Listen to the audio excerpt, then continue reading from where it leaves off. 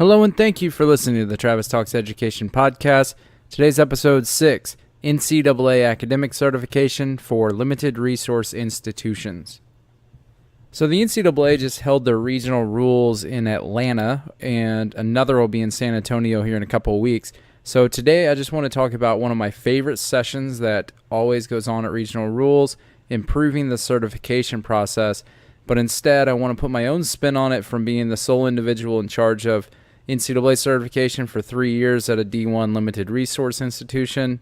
And the focus is going to be on limited resources because to get the most value out of this podcast, I think we need to take a hard look at what we can do if we don't have the staff power or the extra money for certain types of software that can help and academic support units. So today's episode totally focus on limited resource institutions and the certification process. On the agenda, we're going to start off looking at 2 recent infractions on certification. One was in the last couple of weeks. Going to highlight some certification risk areas that you need to pay special attention to. We're going to look at degree audit programs on the market. So degree audit technology is on the rise at all institutions, and technology plays a huge role in progress towards degree. And I'm going to kind of highlight why that's a risk area and what you can do to either use a homegrown system or what you can do to make the degree audit system you're using work for you without worrying about NCAA rules. I'm going to talk about what and who should be involved in the policies and procedures for your NCAA certification on campus and why you need to reevaluate that constantly with a SWOT analysis. And then I'm going to recommend towards the end doing regular audits internally and or with a consultant mirrored after what you would see if you were selected for NCAA's data review process. That way, if you're ever involved and you're in the data review process, it's not going to be deer in the headlights look, and you're not going to worry about your plan or anything. As always, today's episode is provided by AdvisEdu. AdvisEdu is a think tank company focusing on how innovation in higher education can help student athletes before, during, and even after their college experience. As the NCAA academic revenue distribution begins and the dollar amount per institution continues to grow over the years, there's going to be an increased responsibility to enhance the overall academic experience for all of our student athletes. Visit www.advisedu.com to learn more. That's advisedu.com. You can find the upcoming white papers, about to release the Athletic Academic Advisor's opinions on NCAA Division I academic policy, and going to have that released right before the N4A convention coming up towards the end of the month. I'll have a podcast episode for that as well as the release of the paper. And education to employment of college athletes and how we can and must do better.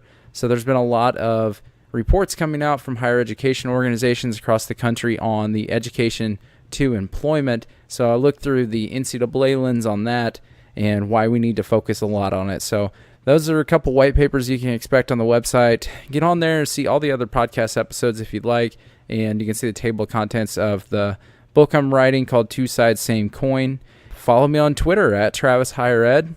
And always enjoy the conversations on there about NCAA and higher ed and how they intertwine.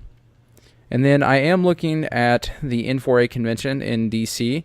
I'd like to look for people for in-person interviews. So I've got a list, kind of a wish list of people I'd love to interview, and I'll be reaching out to them soon. But if you have anyone you recommend, and just keep in mind the policies and procedures of higher education and NCAA, how those kind of intersect, that's what we're looking for. So if you have anyone or you're interested, please contact me either through Twitter, find me on LinkedIn, or just visit advisedu.com/contact. So recently there was a new infractions case from involving NCAA certification of continuing eligibility. So I want to talk about that one first. North Carolina Central University, NCCU, they had 22 student athletes certified incorrectly in 7 sports from 2012, 2013 through 2014, 2015. Now, these improper certifications were definitely not negligible. They were just inadvertent, and the improper certs came from a single but repeated error of counting certain courses towards PTD. Now, reading through the case, it seems like this was remedial type of coursework that wasn't degree applicable, but they had to take it, but just counting it wrong. So that's kind of where I wanted to kind of lead it. That's what I interpreted what it was. And then outdated degree auditing and academic advising systems played a factor in not catching this mistake. And then academic support and certification groups didn't have enough staff to oversee the actual certification process. So those are a couple of the reasons why the report found that NCCU had improperly certified student athletes, 22 student athletes in 7 sports. That's a big deal. You have 22 students competing while ineligible.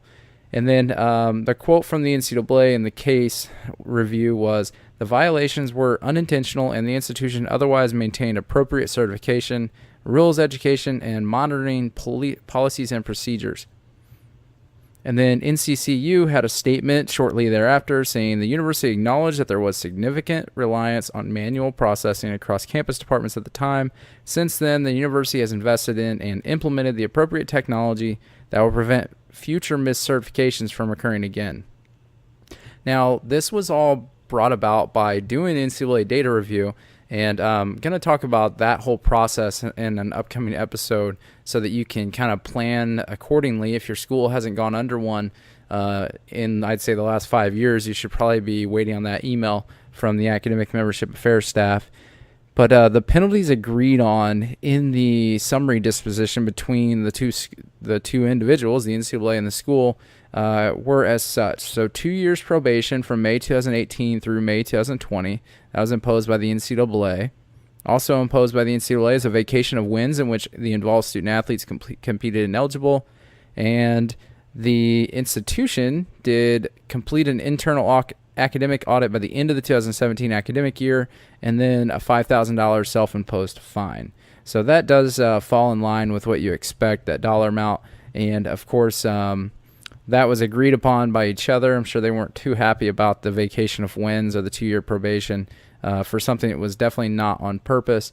So this isn't a kind of a big, I don't want to say it's not a big deal, but it's not a huge violation. But what it does point is there's flaws in institutions being certified that don't have the resources. So that's why I wanted to spend some time on this episode, because I was in a similar situation when I was at Indiana State. We didn't have a lot of staff. We had 2 compliance individuals, and they weren't involved in the certification academic piece of it too much. And then we had myself and the director, but we also did academic support. So you're talking about overseeing a staff of study hall monitors, staff of student athlete mentors, and tracking everything. So I was solely in charge of the certification and working with the different colleges, and then how to actually do all this whenever we didn't have a lot of staff with still about 350 student athletes to certify.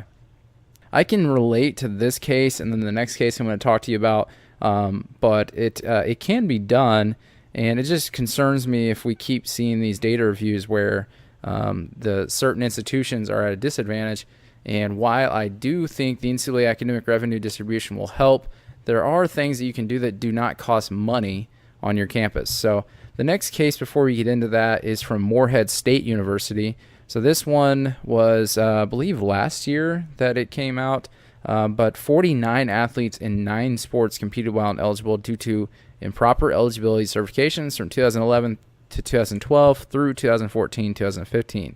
And the reasons from the report: a new software system used total number of credit hours earned instead of actual PTD calculations.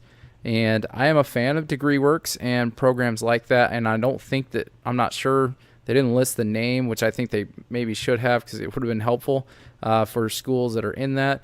But I do know at Indiana State they use DegreeWorks, and the problem with that is the percentage that they probably use is actually just the total credit hours, then divided by the required hours. So not necessarily degree applicable. And so the progress towards degree does take some different calculations. As we know, you can only use class once. So that'll all be in the risk area.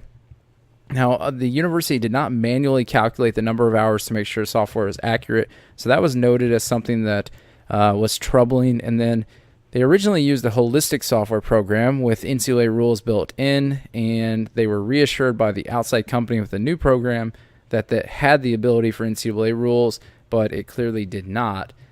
So I was in a similar situation where we got the new add-on feature with DegreeWorks, and I checked it along with our compliance AD, and we realized there was a lot of issues with it. It wasn't calculating NCAA progress towards a degree, and the registrar's office was not happy with me when I told them, well, this is a nice feature, but I can't use it for certification because I don't have a checks and balances and it's not accurate. And just so you know, and this is a case I wanted to mention because you can't just tell the NCAA, oh, well, that's what our university software program said, if you knowingly find out that it's not accurate. So if it's not 100% accurate, and even if it is, you should have a checks and balance system. But this one really hit home with me because it was while I was still working at Indiana State, helping out with kind of changing their certification process after I left as a consultant. And so the penalties in this case with Morehead State, public reprimand and censure for the university. I mean, they did post on their website. There's always articles when you get a violation like this. 1 year probation and $5,000 fine. And attendance at regional rules for at least 2 years by several individuals that are involved in the certification process, and then complete an APR audit at the end of the 2017-18 academic year. I don't necessarily know why that's part of the punishment. It was self-imposed by the university. I don't think an APR audit is necessarily going to tell you if you certified everyone correctly because it doesn't involve everything. I would probably just want to see an institution do an internal audit regularly until they get things sorted out. In both cases, the biggest thing to think about is it really wasn't anything egregious by the institutions. But it could have been avoided by paying more attention. And you don't need to have 10 people in your academic and compliance staff to do this. You just need to get a sample size of different benchmarks. So if they need 40%, 60%, 80%, and then do football and baseball since they have special rules that we talked about in a previous podcast episode, you just want to study that, do a good sample size, and then you're fine. You'll know you can compare, and that's what we did with DegreeWorks at Indiana State, and we were able to kind of get the kinks worked out and things. And it never hurts to have two systems. If you have a software, great. Well, you also can manually calculate these, and then you have something to compare and contrast to, and then you can work with the colleges signing off on these saying, okay, wait, where's the issue? Why is this off by 3 or 6 credits? Now, some certification risk areas. So things that you need to do is look at program changes. So major changes, they must officially be declared and accurately demonstrate PTD percentage within the same timeline. So anytime a student is looking to change a major, make sure you do a PTD percentage calculation to make sure that they're going to meet the percentage as well as the degree credit. So all the rules, you need to know how they're looking. So if they're in their third semester going into fourth semester and you can predict that, no, you're going to be short, then maybe you delay the major change and another semester. You just want to make sure that the student and the coach is aware of any change. Now, I don't want to see anyone have to choose between a major they want and eligibility, but there is strategically some timelines that you need to pay attention to because you want to project things out as quick as possible so that everyone can make the best decision. So the major change is one thing, and then minors is another. So if you have a minor and you want to use it for credit hour rules, then it needs to be declared prior to that semester. So one thing you need to look at is, are you keeping records of these changes? So yeah, the registrar's office might be able to run a report. A daily report would be something that you could probably automate and just set up a rule in your inbox so you don't see it every day. But you want to know the date and time of when these things were changed officially, and you also want to do it right when you hear about it. You don't necessarily, if you're going to make the change, you need to do the change. Don't wait because you could forget about it, and then you can't go back and use these. So it says in the minor thing is new. So recently, I think just a year or two ago, they started allowing minors to even be counted as credit hour rules, such as the 6, the 9, the 18, the 24. Now you can't use it in PTD percentage calculation. So I don't think this has been around long enough that a data review is going to catch this, but this is something that institutions need to pay attention to. Make sure if you're going to use the minor, you can use it in the credit hours, but you cannot use it in the percentage. And it can be if there's electives, but what I mean by that is when you think about your buckets of your gen ed, your major, and then your electives, a minor for percentage still goes into the elective bucket. And then speaking of majors, double majors.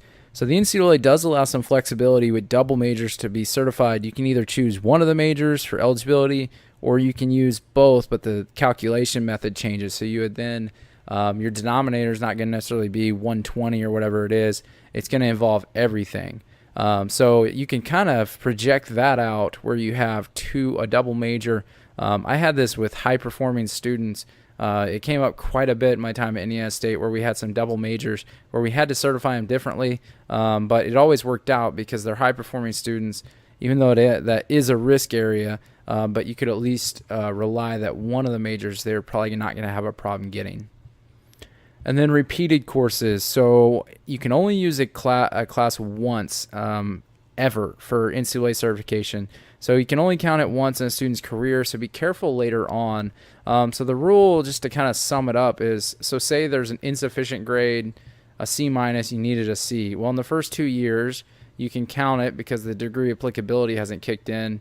But if you're trying to use that repeat and you know they're going to take it again their junior year, you can't use that in the new certification twice. You can only use it once. And here's the thing: if you use that class in the first time to keep them eligible, so the sophomore year when they took it and got a C- insufficient grade, if you had to use that for that year's certification, then you can't use it again because it was used to keep them eligible the first time. So you can't just leverage and kind of hedge your bets with both of them. So be careful of repeated courses, and if you know you're going to have to repeat a course due to insufficient grades, just kind of highlight that your notes for risk areas for any repeated courses, because sometimes they needed that C and they got a C-, but it could count as a gen ed class. But if you know they're going to have to retake it to the major, then you might not want to count it as the gen ed the first time. So if you do, just make special note, an asterisk, that, hey, we already used this once, can't use it again. And that leads me to the double counting courses. So you can only use a class once. So if it double dips as both, say, a gen ed, a major, then you're only using the credits once. Now, what that does do is it fulfills both categories. So what you're going to do with that is you're going to change your calculations because you're going to free up some electives. So you're probably going to free up 3 credits of allowable electives if it's a 3-credit class. So yes, it fulfills both requirements, that's fine, but when you're calculating, you obviously can't give someone 6 credits just when it's a 3-credit class. So I think that could get confusing with some situations. And the remedial courses, so kind of going back to what I think my interpretation of the NCCU case is, they were calling them foundational courses, which were not degree applicable. So my assumption is they're really talking about a remedial at most institutions. So remedial, just a reminder, only can count it in your freshman year. You leave it out in PTD calculations afterwards. So it is not counting as degree applicable other than being able to use it for full-time enrollment. You can still use that. But as far as the credit hour rules earned and then the percentages, you can't count it. It can count as part of the 24 or the 6, the 9, the 18, the 24 for that first year only. After that, remedial courses do not count. So just pay special attention to that. Maybe highlight each remedial course when you're doing this. And I mentioned high-performing students. You just want to get in the habit of paying attention to high-performing students to make sure, they're diversifying their credits. If they're double majoring, maybe they have a couple minors, they're doing a pre-graduate program, or just a bunch of classes. They're getting so far ahead, they're running out of things they can take their degree applicable based on when things are offered. So what you really want to do is not forget about them. It sounds kind of silly, but in this line of work, when you're doing certification, you're mostly worried about transfers, which I'll get to next, and underperforming students, or maybe they're right on the border. But what we tend to do is just think the high performing students are fine. I've actually had to do kind of a waiver process for a high performing student at no fault of their own, but we missed it at first because we weren't focused on the high performing students as much, because you get busy and you have to kind of shift gears towards thinking about the students that are borderline. So that's where we got with that. And then transfers. So degree applicability of transfers, that is very difficult because of the uncertainty of the transfer credit coming in to the institution and whether it'll apply to the anticipated major. So transfers, you just want to put them in a special little stack and go through them anytime you have an evaluation of an official visit of a transfer or they're thinking of coming in. You need to get a list of maybe 3 majors they're considering so that you can actually work with your registrar's office or admissions office and quickly identify these classes and then see if they're going to accept and be degree applicable. Because that is, as my background as an academic advisor, some of the trickiest things is how a class is going to be transferred into the institution. So then you'll have some, at least some leeway as far as ahead of time what to expect. But transfers, definitely a big certification risk area. So moving along, I want to talk about degree audit programs a little more specifically. My biggest thing is be aware. So your institution, if they don't have a degree tracking software already, they're probably going to be implementing one soon. Even smaller institutions are getting that because as the market grows, they're going to be more affordable, and you can, I guess, it's a resource that a lot of institutions are realizing they need for degree completion and then to help out advising. Because with these programs, the student can see exactly what they have left.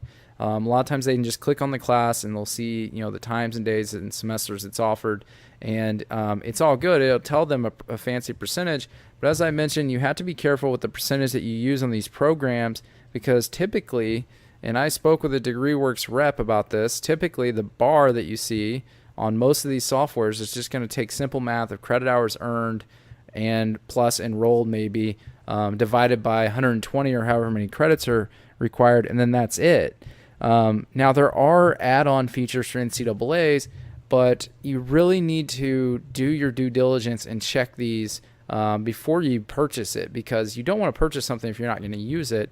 Now, yes, it sometimes works. I mean, your freshmen and your sophomores, for those 6, 9, 18, 24 credit hour rule situations, those are going to be caught just fine because every program is going to catch the remedial. Most colleges don't award credit for remedial anyways towards degree. Where it really gets murky waters is when you're looking at that 40%, the 60%, the 80%, because you can't necessarily trust that the calculation is correct unless you're also manually doing it.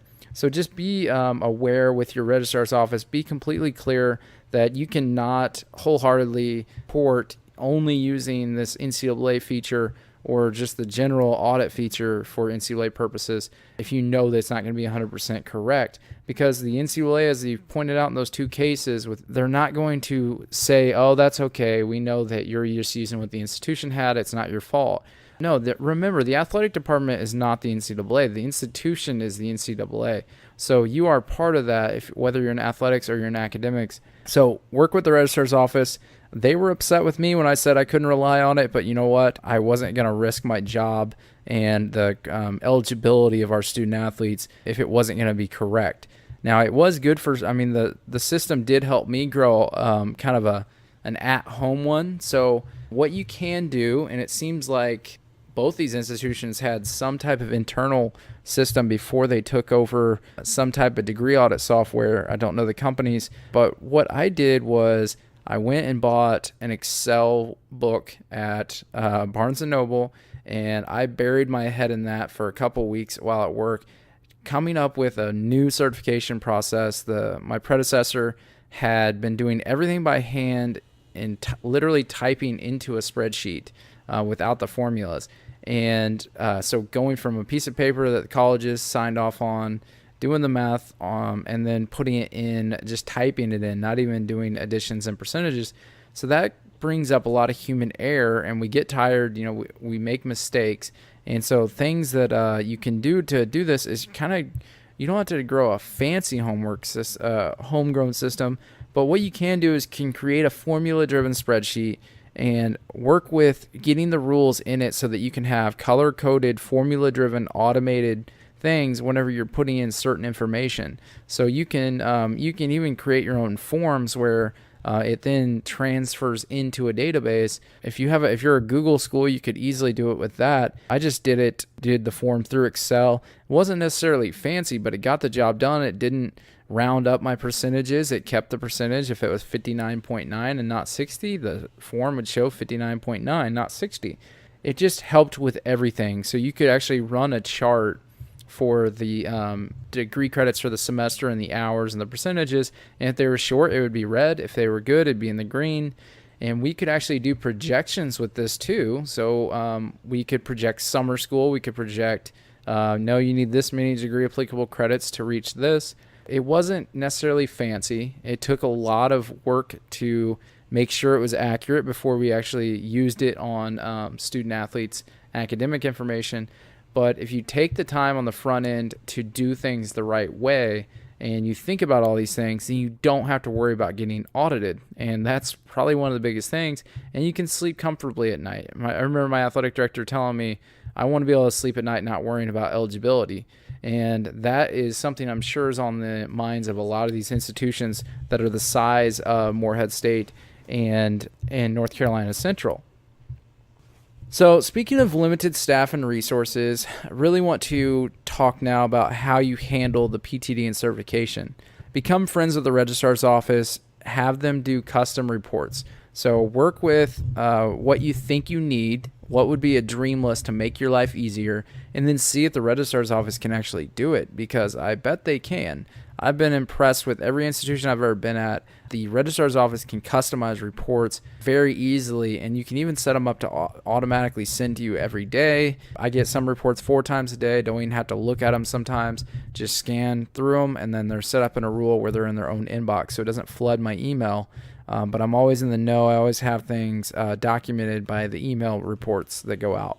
I mentioned use a formula-driven spreadsheet. That really helped me. You can put in all the academic rules. What you really need to do, though, is a SWOT analysis. So create what are our strengths, our weaknesses, our opportunities, and our threats as the way we stand now.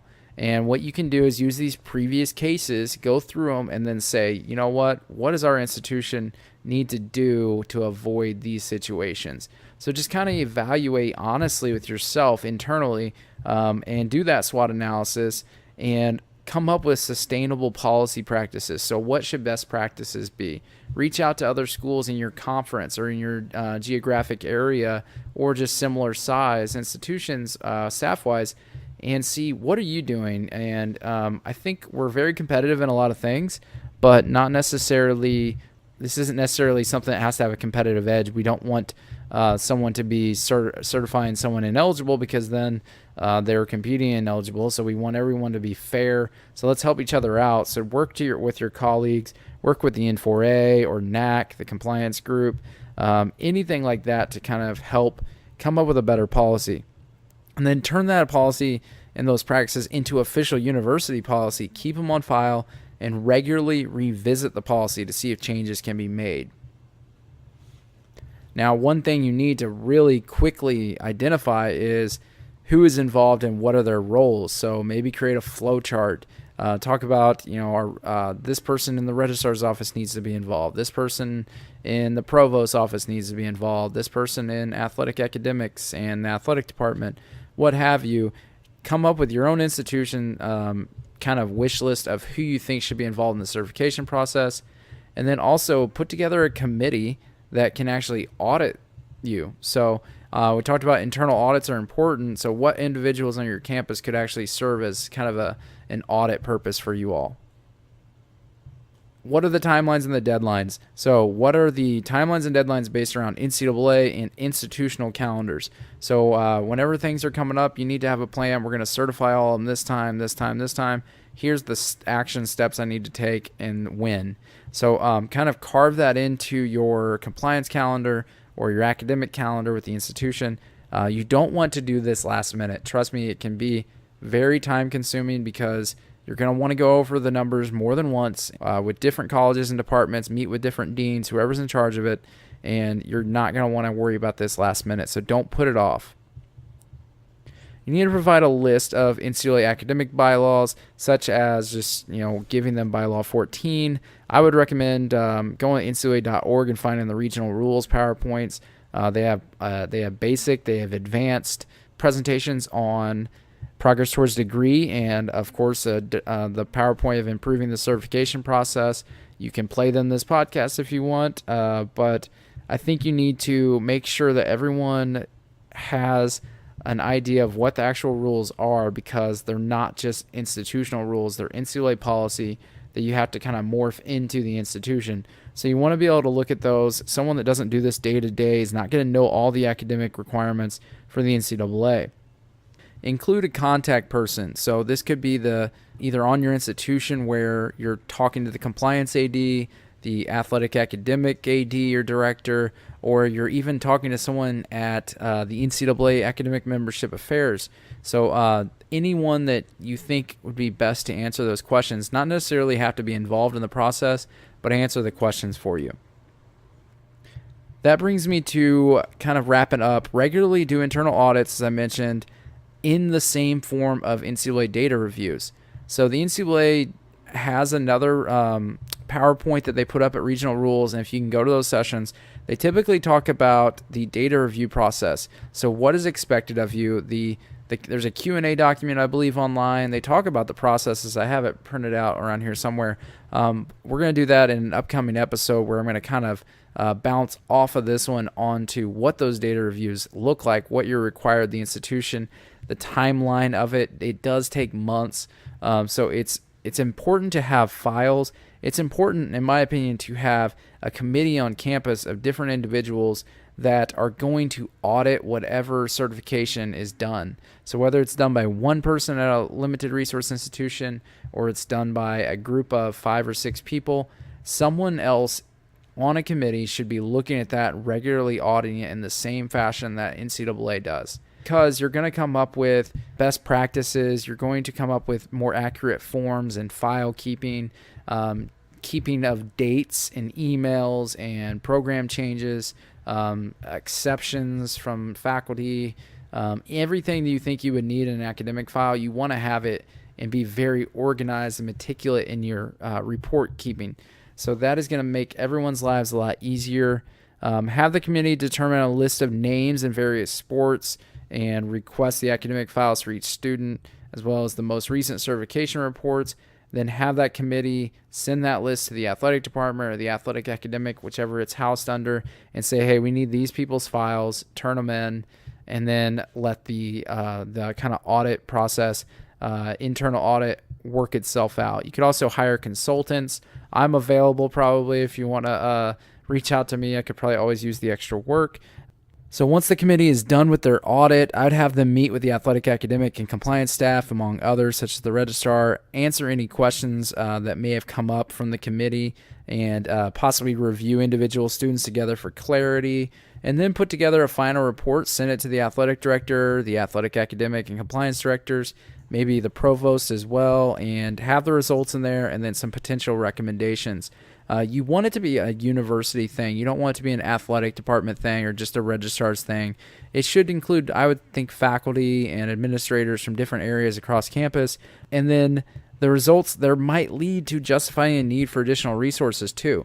So one of those recommendations could be sent, and then you have that on file and you send it off to the provost or the president's office and say, look, we need more resources in our athletic academic certification team, or we need a degree tracking software for not only just the athletic department but for the institution. And that can go a long way, because I think one thing that's going to help a lot is the NCAA academic revenue distribution. So it's a popular thing that I talk about on the podcast because I think it's going to be a game changer in helping limited resource institutions, because this is based on academic requirements instead of just athletic achievements. So it kind of levels the playing field for getting some money out. So one thing that you could do with the academic revenue distribution to kind of get ahead of it is hire additional academic and registrar staff, someone in the registrars that only does certification. You could use that money to bring in consultants to do your rules education and review of existing policies and procedures, maybe do an audit, and then even buy technology. So like I said, it's on the market is getting cheaper. The more players that come into the market, you could actually spend some money with the academic revenue distribution to buy your entire institution the degree tracking software, and you could install it the correct way. I think it's important that maybe these schools, that limited resource institutions, if they have some money in reserve that they can maybe pay up front to invest and inject some money in the academic support units or the registrar's office to meet even one of the 3 academic revenue distribution requirements, then that's going to be a big payout. So it's something that I think is going to help a lot, but we need to invest at the beginning too in our institutions, especially limited resource institutions, so that we can meet the requirement of the academic revenue distribution in the first place. Because if not, it's just going to continually be a problem to track, certify, and support our student athletes. As always, visit AdvisEdu.com to keep up with everything, AdvisEdu.com. If you want to reach me, you can go find me on Twitter at Travis Higher Ed, and I will be at N4A convention in DC in a couple weeks. Looking forward to meeting a lot of you. As always, please subscribe to the podcast, rate it, and also send me some emails on advisedu.com/contact of people you think might be good on the podcast. I know it's all been about me talking, and you're probably sick of my voice, but I'm going to start getting guests on here now that I'm almost out of my opinions. I wanted to get my thoughts out there so that it can kind of make conversations stronger with the podcast. So I look forward to you following along. And that is it for Travis Talks Education, Episode 6. Thank you.